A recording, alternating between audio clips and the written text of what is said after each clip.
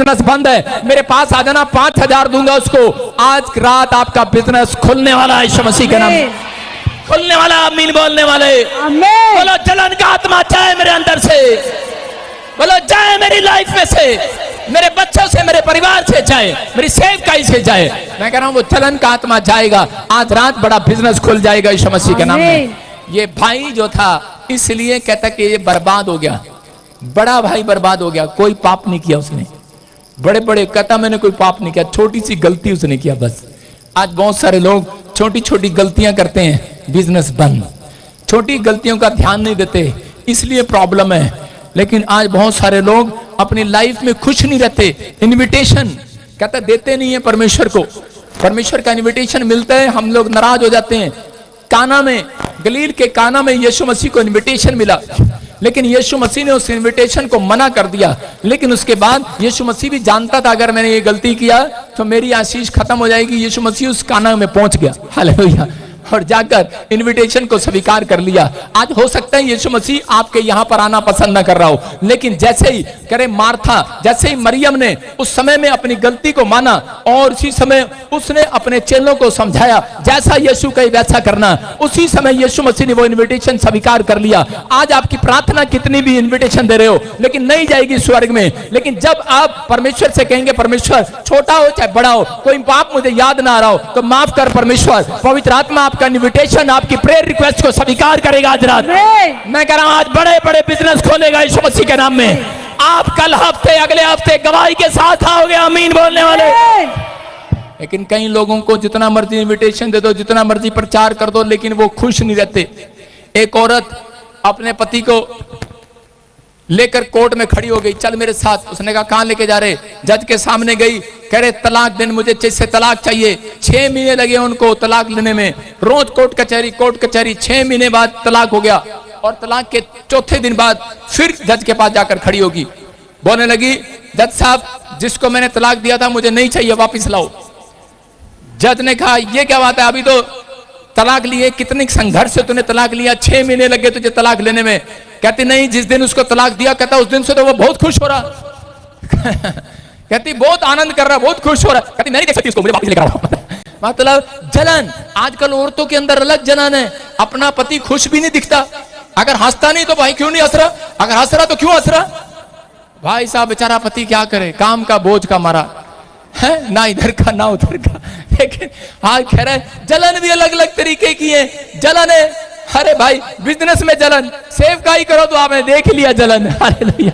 अरे क्या क्या जलन है, लेकिन लोगों को पता नहीं है, लेकिन हमें तो पता है भाई साहब। हम उस जलन में भी जलन का शिकार नहीं होते, हम परमेश्वर का धन्यवाद करते हैं। याद रखो अपना रिश्ता, निजी रिश्ता परमेश्वर के साथ ठीक रखो। लेकिन अगर आपने परमेश्वर के साथ ठीक रखा, इंसानों के साथ ठीक नहीं रखा तो प्रॉब्लम है। लेकिन मैं कह रहा हूं अगर आपने ठीक रखा है, दुनिया चाहे कुछ भी कहे। अभी क्या कहा था एक तने पीछे स्टेज पर आकर 2-3 हफ्ते पहले उसने कहा था हम तो चले मस्ती में, आग लगे बस्ती में। और आपको बता रहा हूं मेरे चर्च के बाजू में एक चर्च है, शनिवार, हर शनिवार वहां पर आग लग जाती है उनके स्टोर में, हर शनिवार। वो बड़े बड़े साइंटिस्ट बुलाते हैं, मैं चंडीगढ़ की बात कर रहा हूं, वो अलग अलग साइंटिस्ट बुलाते हैं, अलग अलग। वो कहते हैं ये आग क्यों लग रही है।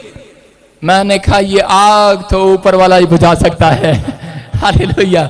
अरे भाई पहले हमारे यहाँ आग लगा के उधर अपनी बुझाने के चक्कर में हो, हैं? मैंने क्या कहा, मैं ये कह रहा हूं कि आप अगर किसी के लिए खड्डा खोदते हैं तो परमेश्वर आपको नहीं जाने देगा। वो कह रहा है उस आपको खड्डे में नहीं जाने नहीं देगा। याद रखना, अगर कोई आपके लिए गड्ढा खोद रहा है, अगर आपका निजी रिश्ता परमेश्वर के साथ, इंसानों के साथ ठीक है, कोई आपको खड्डे में गिराना चाहे, परमेश्वर बाहर निकालने के लिए तैयार है यीशु मसीह के नाम में। आपको विश्वास में बढ़ना है, आपको आगे जाना है। मैं कह रहा हूं कि लेकिन आपको कहता है इस चीज का ध्यान रखना कि छोटी छोटी गलतियां कहीं हमारी लाइफ में तो नहीं हो रही। कोई कहता है मैं जलन नहीं करता, लेकिन पति पत्नी आपस में जलन कर बैठते हैं, बच्चे माँ बाप के साथ जलन कर बैठते हैं। कुछ बातें ऐसी हो जाती हैं जब तक हम आपको नहीं बताते तब तक वो समझ में नहीं आता, इसीलिए काम नहीं खुलते। लेकिन अगर आज रात आपकी समझ में आ गया, आपने अपना निजी रिश्ता अपने घर में, अपने चर्च में ठीक कर लिया, बाहर ठीक कर लिया, पवित्र आत्मा का आज रात के बाद आपका बिजनेस ठीक हो जाएगा, आपका सब कुछ ठीक होने वाला है यीशु मसीह के नाम में। कहता परीक्षाएं आती हैं और जाती हैं, ये तूफान आते हैं और जाते हैं, लेकिन ये आपको गिराने के लिए नहीं, याद रखना आपकी बढ़ोतरी के लिए आए हैं, आपकी बढ़ोतरी के लिए, आपकी प्रमोशन के लिए आए। आमीन बोल रहे हैं, उनकी प्रमोशन हो रही है। याद रख, यीशु ने कभी भी पापियों को डांट नहीं लगाई, ज्यादा लगाई लेकिन ज्यादा नहीं लगाई।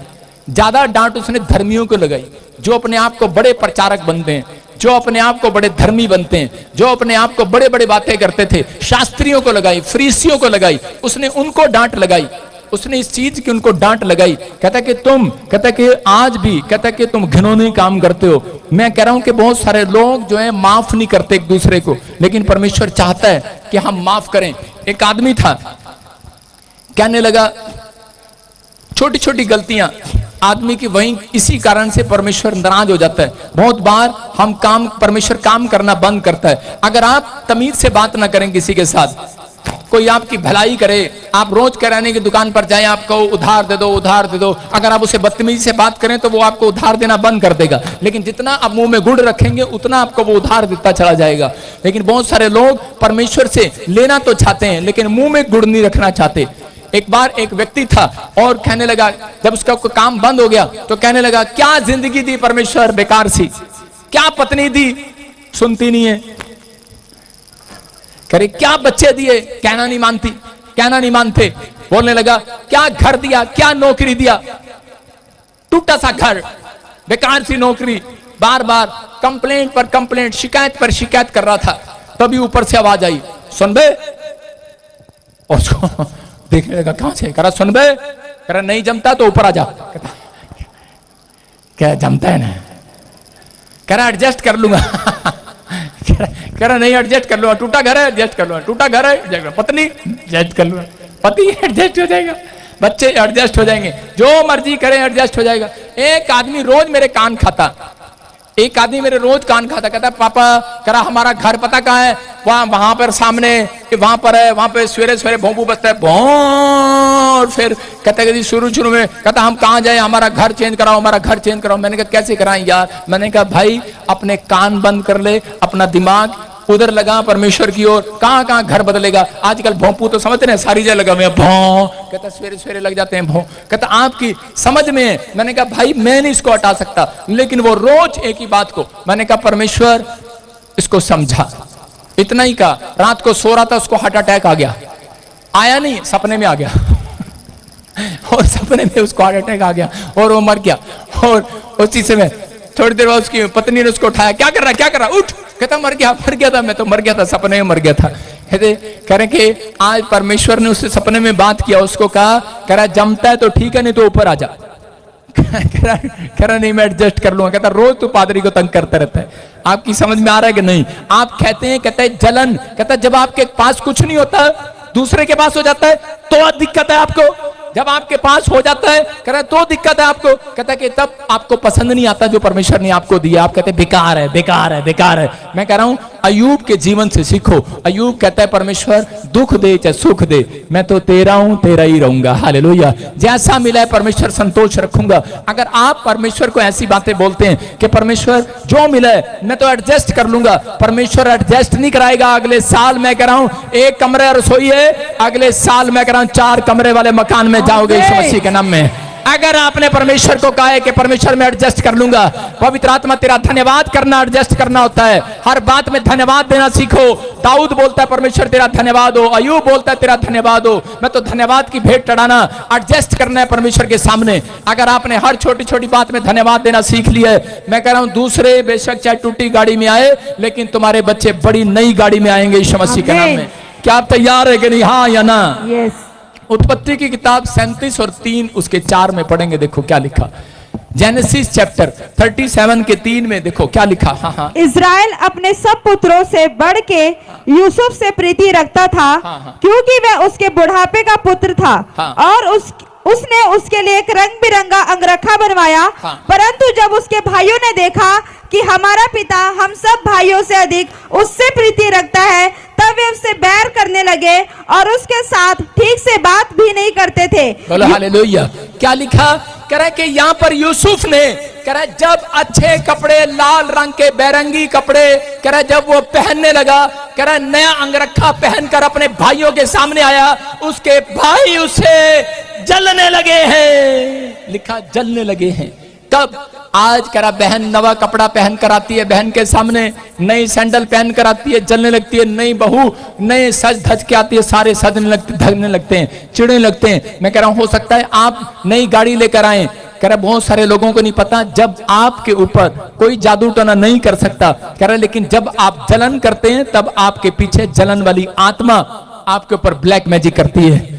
बहुत सारे लोगों को नहीं मालूम कि यूसुफ ने जब ड्रीम देखा, उस ड्रीम के अंदर उसने देखा कि उसके पूले खड़े और उसके भाइयों के पूले गिर गए। जब उसने बताया, लिखा उस दिन से जलन वाली आत्मा उसका पीछा करने लगी। इसका मतलब कि बहुत सारे लोग जो हैं कह रहे कि जब कार लेते हैं, घर लेते हैं, कंपनी बनाते हैं, तो उस समय में उन लोगों के पीछे जलन वाली आत्मा जाती है, लेकिन उन लोगों के पीछे जलन वाली आत्मा कभी नहीं जाती। कह रहे जो काम करने से पहले यीशु मसीह की तरह लिख लो, कह रहे उसने चेले बनाने से पहले, बड़ी कंपनी बनाने से पहले, मिस्ट्री तैयार करने से पहले उसने सारी रात प्रार्थना किया। मैं कह रहा हूं बड़ा काम करने से पहले आपको एक बार 2 घंटे 12 से 2 प्रार्थना करो। परमेश्वर का आत्मा कहता है तुम सक्सेसफुल होगे यीशु मसीह के नाम में। वो कंपनी कोई फेल नहीं कर सकता। मैं कह रहा हूं मैंने मिनिस्ट्री जब सेवकाई स्टार्ट किया था, वो सेवकाई मैं आपको बता रहा हूं कि मैंने 1.5 साल बिना बाहर जाए मिडनाइट प्रेयर किया था। परमेश्वर का हाथ मेरे ऊपर है और उसने मुझे कहा था उठ तेरा प्रकाशमान आ गया, और कह रहा मैं तेरे मुंह के प्रकाश को चमकाऊंगा। मुझे कहा था कह रहा भजन संहिता पढ़ और उसमें लिखा मैं तेरे मुंह के प्रकाश को चमकाऊंगा। मैं कह रहा हूं कि आज बहुत सारे लोगों ने इस मिस्ट्री पर अंधेरा करना कोशिश किया। मैं 10 साल से मेरी सेवकाई में बहुत अंधेरा डालने की कोशिश किया, लेकिन परमेश्वर उजाला करता आया, उजाला करता आया, उजाला करता आया। आज रात मैं कह रहा हूं परमेश्वर आपकी जिंदगी में भी रोशनी लेकर आ रहा है, आपके बिजनेस में नई लाइट लेकर आ रहा है, आपकी लाइफ में नई लाइट लेकर आ रहा है, आपकी बीमारियों में लाइट लेकर आ रहा है। जहां अंधेरा पड़ा है, जहां सूखा पड़ा है, नई जान डालकर जाएगा आज यीशु मसीह के नाम में। बस परमेश्वर को कहना है परमेश्वर मैं तेरा एडजस्ट कर लूंगा, धन्यवाद करूंगा। उसको मिला मुझे नहीं मिला, धन्यवाद हो परमेश्वर। भाई को मिला मुझे नहीं मिला, धन्यवाद हो परमेश्वर। पवित्र आत्मा तेरा धन्यवाद हो, जलन नहीं करूंगा, मैं तेरा धन्यवाद करूंगा परमेश्वर। पवित्र आत्मा कहता है कह रहा कि आज के बाद करा तो बढ़ता चला जाएगा, तेरी ग्रोथ होगी यीशु मसीह के नाम में। क्योंकि आपने अपने नेचर पर सुधार करना शुरू किया है, आपने प्रार्थना करके शुरू किया है। परमेश्वर बर्दाश्त करता है, याद रखना।